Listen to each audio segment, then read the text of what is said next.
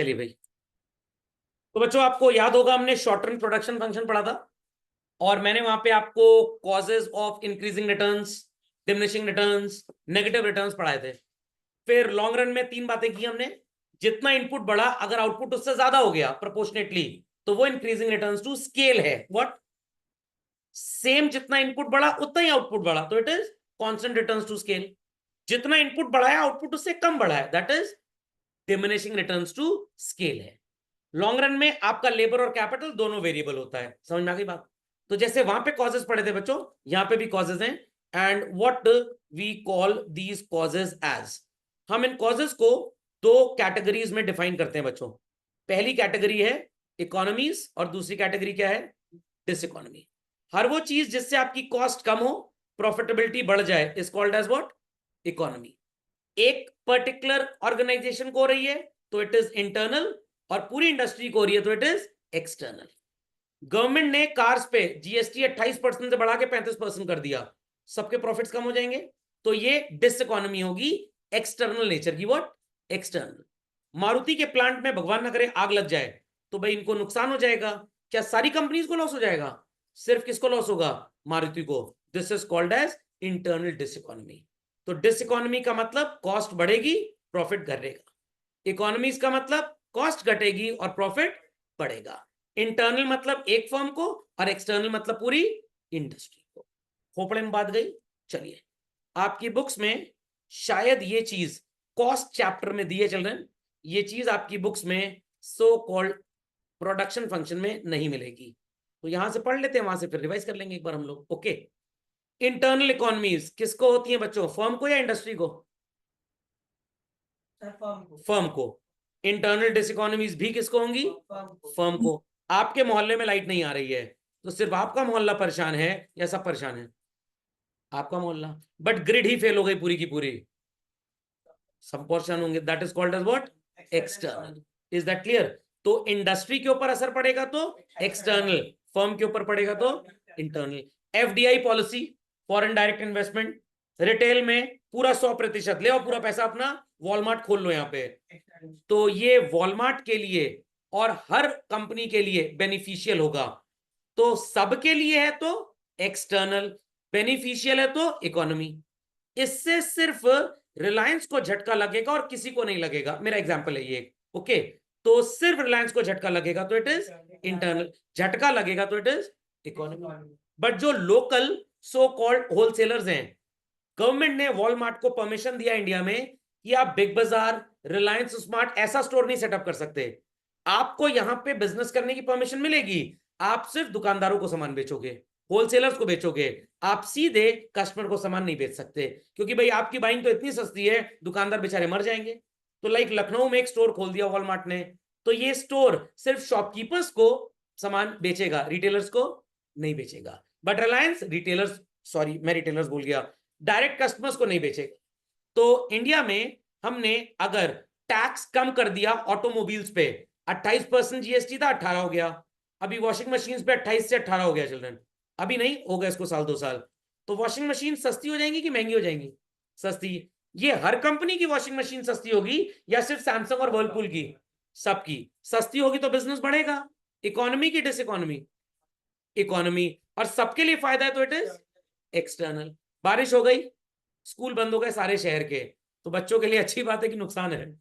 अच्छी बात है, सब बच्चों के लिए क्या होगा? एक्सटर्नल। इज दैट क्लियर और नॉट? तो इंडस्ट्री को हो तो एक्सटर्नल, फर्म को हो तो इंटरनल। बोर्ड ने बोला पूरा 100 नंबर का पेपर एमसीक्यू होगा, जो पढ़ने लिखने वाले बच्चे हैं सबके लिए फायदा हो गया। व्हाट? मैंने बोला पढ़ने लिखने वाले बच्चे, इंटरनल। सब बच्चों के लिए फायदा हो गया तो एक्सटर्नल। समझ में आ गई बात? तो याद रखिएगा, एक्सटर्नल वर्ड इंडस्ट्री के लिए है और इंटरनल वर्ड फर्म के लिए। जूम ने अपना प्लान सस्ता कर दिया, सारे ऑनलाइन टीचर्स को फायदा होगा या सिर्फ मुझे? सारे ऑनलाइन टीचर्स को, तो it is external economy. Charges बढ़ा दिए जूम वालों ने, एक्सटर्नल डिस इकोनॉमी। मेरे को स्पेशल बर्थडे बेनिफिट दिया गया, आपका बर्थडे है 11% discount, it is internal economy. Is that clear और नॉट? चलिए, तो टेक्निकल इकोनॉमीज क्या होती हैं? हम बहुत बड़ा बिजनेस चलाते हैं जैसे रिलायंस, तो एक प्रोडक्ट बनाने के लिए रॉ मटेरियल खरीदा वो रॉ मटेरियल दूसरी जगह भी काम आ सकता है, तो ढेर सारा रॉ मटेरियल एक साथ खरीदेंगे। तो मेरी बच्चों मिठाई की दुकान है, आपकी मिठाई की दुकान है, आप सिर्फ और सिर्फ सो कॉल्ड बर्फी बनाते हैं, मैं हर तरीके की मिठाई बनाता हूं, तो मेरे लिए खोया खरीदना सस्ता होगा कि आपके लिए? मेरे लिए, मैं तो बल्क में प्रोड्यूस कर रहा हूं। और अगर आप सिर्फ बर्फी बनाते हैं और आपने ज्यादा खोया खरीद लिया, खराब हो गया, यू विल सफर लॉस। मैं रसगुल्ला बना दूंगा, गुलाब जामुन बना दूंगा, कोई भी दूसरी मिठाई बना दूंगा। It is economies of dimension. मेरी कंपनी सिर्फ टी शर्ट बनाने की है, छोटी छोटी कतरन जो है वो किसी काम की नहीं है, बट मैं ढेर सारी वैरायटी ऑफ कपड़ा बनाता हूं, तो छोटे कपड़े में मैं रुमाल भी बना दूंगा साथ में। Is that clear? Economy of dimension, economy of linked prices. If you know which raw material is available at what price at what place, you will be able to access it and get it at a cheaper price. Yes or no children? नहीं समझे बात को? समझ गए? Sugar cane बनाने वाली sorry मैं राहुल गांधी की तरह बोल गया, शुगर केन तो उगता है। शुगर केन प्रोसेस करके चीनी बनाने वाली जितनी भी फैक्ट्रीज इंडिया में है चिल्ड्रन, शुगर मिल, एक बाय प्रोडक्ट निकलता है जिसको मोलासेस बोलते हैं। व्हाट? मोलासेस। इथेनॉल भी निकलता है। अब ये इथेनॉल अगर नाली में फेंक देंगे तो किसी काम का नहीं है। हम इसको Hindustan petroleum, Indian oil, Bharat petroleum, Jio BP, पहले टाटा बीपी पार्टनर था उनका, इन सबको बेच देते हैं। तो 100 करोड़ रुपए की चीनी प्रोड्यूस हुई, 10 करोड़ में तो इथेनॉल बिक गया, तो चीनी की कॉस्ट तो 90 करोड़ हुई ना। तो it is what children? Byproduct. Tailor की दुकान पे कतरन निकलती है जो कपड़े सिलते हैं, फर्नीचर वाले की दुकान पे फोम निकलता है कतरन वाला, पता है उसको क्या करते हैं? जो सड़क छाप सॉफ्ट टॉयज होते हैं उसके अंदर भर दिए जाते हैं, तो सॉफ्ट टॉय की कॉस्ट कम हो जाती है। Economies of what? By product. मैंने आपको नोट्स दिए, आपके काम आए नोट्स। आप सो कॉल्ड अपने किसी रिलेटिव को नोट्स दे सकते हैं जो मेरे तक एक्सेसिबल नहीं है, या मेरा चैनल उसको दे सकते हैं, तो वो सो कॉल्ड पढ़ लेगा, तो कॉस्ट कम हो जाएगी। अभी भी नहीं समझे बात को? समझ गए? मार्केटिंग इकोनॉमीज, मैं 4 प्रोडक्ट्स बनाता हूं, एडवर्टाइजमेंट करता हूं, अगर मैं 10 और इंट्रोड्यूस कर लूं तो साथ ही में एडवर्टाइजमेंट हो जाएगा ना। तो एक शॉपकीपर सिर्फ जनरल मर्चेंट ग्रोसरी आइटम्स बेचता है, बट ये रिलायंस वाले सब बेचते हैं, तो Reliance people are having what children? Marketing economies. आप गए रिलायंस के सो कॉल्ड शॉपिंग कॉम्प्लेक्स में, आटा दाल चावल भी खरीद लिया, कपड़ा भी खरीद लिया, जूता भी खरीद लिया, आईफोन भी खरीद लिया, लैपटॉप भी खरीद लिया, कोई भरोसा नहीं कुछ दिन बाद एक्टिव और कार भी बेचने लग जाए। What it clear? तो they have what children? Marketing economies. नहीं समझे बात को? समझ गए? आपके स्कूल में सो कॉल्ड सोशल स्टडीज के टीचर थे, लीगल स्टडीज सब्जेक्ट आ गया, तो सोशल का टीचर लीगल पढ़ा लेगा, क्योंकि मैक्सिमम सिलेबस सिविक्स का ही है उसके अंदर। Economies of dimension. नहीं समझे? समझ में आ गया? लेबर इकोनॉमीज, सस्ता वर्कर अगर आपने हायर कर लिया बच्चों, आपका लेबर कॉस्ट कम होगा या उस फैक्ट्री का जिसने महंगा लेबर लिया हुआ है? हमारा। Is that clear? if we are able to manage our business with world's best managers like Sundar Pichai and all, we will have more profits or others would have more profits. तो सरकारी संस्था like BSNL क्यों loss में चल रही है और Airtel क्यों गेन में चल रहा है? क्योंकि एयरटेल मैनेजरियल इकोनॉमीज अटेन कर रहा है और बीएसएनएल नहीं कर पा रहा। और जब से ये एआई वगैरह आ गया तो भाई और फायदा हो गया। स्टोरेज इकोनॉमीज, सब किसान है, मेरे पास क्रॉप को स्टोर करने का गोडाउन है, आपके पास नहीं है, आपने खपड़ेल लगा लिया, तो भाई आपकी फसल खराब हो जाएगी और मेरी फसल लंबे समय तक स्टोर होके अच्छा दाम देके जाएगी। नहीं समझे बात को? अगर हमारा मैनेजमेंट चिल्ड्रन इनएफिशिएंट है, क्या है? Will we be having economies? घूसखोरी ब्राइबरी बढ़ेगी, we'll have this economy. Machine तो है हमारे पास, बेकरी है हमारी, उसके अंदर एक मोटर लगती थी और मोटर खराब हो गई और आदमी बंबई से आएगा, कितनी भी जल्दी आ जाएगा हवाई जहाज से, 7-8 घंटे से पहले नहीं पहुंच पाएगा, उस दिन का प्रोडक्शन ठप हो गया। It is what? Technical difficulty. तो ऐसी मशीन खरीदिए जिसके स्पेयर पार्ट्स और रिपेयर पर्सन लोकली अवेलेबल हो। तो इंडिया में नॉन ब्रांडेड कंपनीज की ई बाइक्स इसीलिए नहीं बिकती हैं क्योंकि उनका लोकल मैकेनिक अवेलेबल नहीं है। पेट्रोल वाली कोई भी ले लो, जुपिटर ले लो, स्कूटी पेप ले लो, जेस्ट फेस्ट डेस्ट कुछ ले लो, कहीं ना कहीं तो रिपेयर हो ही जाएगी। समझे बच्चों बात को? क्लियर? तो छोटे शहरों में क्यों लोग मारुति की और हुंडई की गाड़ी ज्यादा पसंद करते हैं? क्योंकि इजिली रिपेयर हो जाती है। बड़े शहरों में लोग वॉक्सवैगन टोयोटा खरीदते हैं क्योंकि वहां पे उसके मैकेनिक मिल जाते हैं। समझ गए बच्चों एक्सटर्नल इकोनॉमी डिसइकोनॉमी? पूरी फर्म को इकोनॉमी कब होगी? कभी बच्चों शॉपिंग मॉल गए हैं? मान लीजिए आपको एक रिटेल आउटलेट खोलना है, इंडिविजुअल बाजार में खोलोगे या शॉपिंग मॉल के अंदर? शॉपिंग मॉल के अंदर। क्यों? क्योंकि वहां पे फुटफॉल ज्यादा है, ढेर सारे लोग वहां पे आते हैं। खोपड़े में बात गई? नहीं, कंपटीशन तो एक अलग चीज हो गया, आप उसकी बात ही नहीं कर सकते।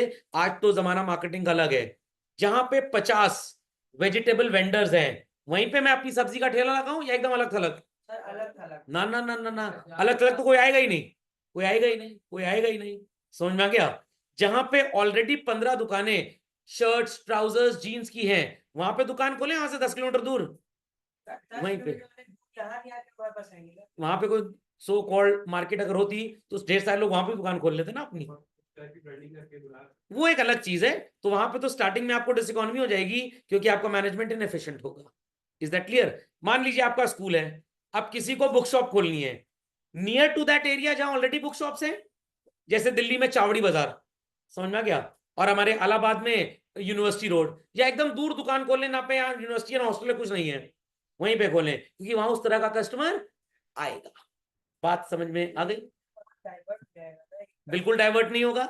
अगर आपके प्रोडक्ट में दम होगा, आपका प्राइसिंग कॉम्पिटेटिव होगा, तो वो आप ही से खरीदेगा। हम फैक्ट्री की बात नहीं कर रहे हैं, फैक्ट्री लगानी है तो फार ऑफ एरिया, फैक्ट्री में कंसंट्रेशन की जरूरत नहीं है क्योंकि फैक्ट्री एक प्रोडक्ट की एक ही होती है जनरली, 2-3 हो सकती हैं, 100 नहीं होती हैं। बट रिटेल दुकान चप्पल की एक मार्केट में 50 हो सकती है।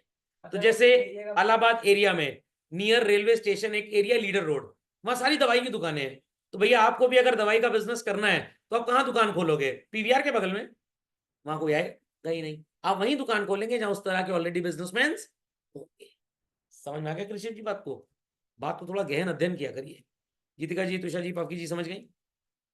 Yes sir. प्रगति मैदान का तो नाम आपने सुना ही होगा, न्यू दिल्ली में अलग अलग तरीके की एग्जीबिशंस फेयर्स। एक बड़ा फेमस है ऑटो एक्सपो, पिछले 25 साल से सोच रहा हूँ, जा ही नहीं पा रहा हूँ।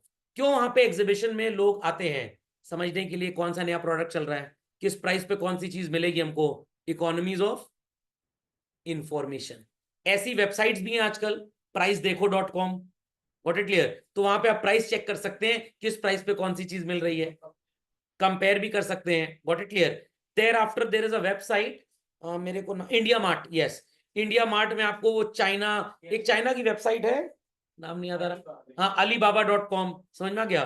तो they are the best examples of economies of information. और नहीं तो मोहल्ले की आंटियां जिनको कोई काम धाम नहीं, घूमती रहती दिन भर, उनको पता है इकोनॉमीज ऑफ इंफॉर्मेशन। ये सब एग्जाम्पल लिख के आइएगा एग्जाम में, alibaba.com, और हाईलाइट करिएगा उसको, तो टीचर विल अंडरस्टैंड कि आपने पढ़ाई की है कम से कम। मुकेश अंबानी अनिल अंबानी का एग्जाम्पल छोड़ दीजिए, बाकी दुनिया के कोई भी एग्जाम्पल ले लीजिए, जहां पे भाई अलग हुए हैं, बिजनेस हमेशा बढ़ा है कॉम्पीट करने के चक्कर में। अमीबा अलग होता तो एक और अमीबा बन जाता ना, या पैर उसी को दे आता है, पाइज अमीबा होता है, ऐसा तो नहीं होता। क्या क्या बढ़ गया? अनिल अंबानी तो नमस्ते हो गए बेचारे, गॉट इट क्लियर? तो इकोनॉमीज ऑफ डिसइंटीग्रेशन, जब आप डिसइंटीग्रेट होंगे तो आपका बिजनेस और बढ़ेगा। समझे इस बात को? एक्सटर्नल इकोनॉमीज, यहां पे मैं कृषि जी के साथ हूं, मतलब इनकी आइडियोलॉजी में नहीं, इनके आंसर में। आइडियोलॉजी तो इनकी एकदम अलग है। ये कह रहे थे कि सर दुकान एकदम अलग थलग खोलिए ताकि वहां पे कस्टमर सिर्फ आप ही के आए। तो ये बात कर रहे थे लोकलाइजेशन की। अगर ओवर क्राउडेड दवाई की दुकानें एक जगह खुल गई और वहां उतना कस्टमर ही नहीं है, और आपने वहीं दवाई की दुकान खोल ली, तो आप क्या उतना प्रॉफिट कमा पाएंगे? तो ये लोकलाइजेशन का problem. Is that clear? Self contradictory नहीं है। एक बाजार में कैपेसिटी है 50 दुकानों की, 40 खुल चुकी हैं, तो बाकी 10 वहीं पे खुलेंगी ना भाई, इकोनॉमीज ऑफ कंसंट्रेशन।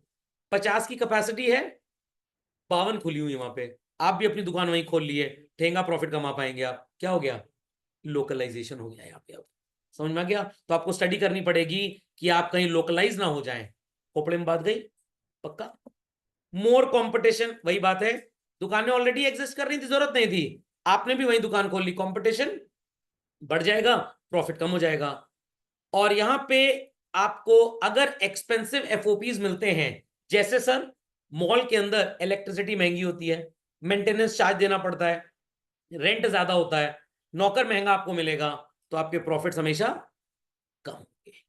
समझ में आ गई सबको बातें चलन?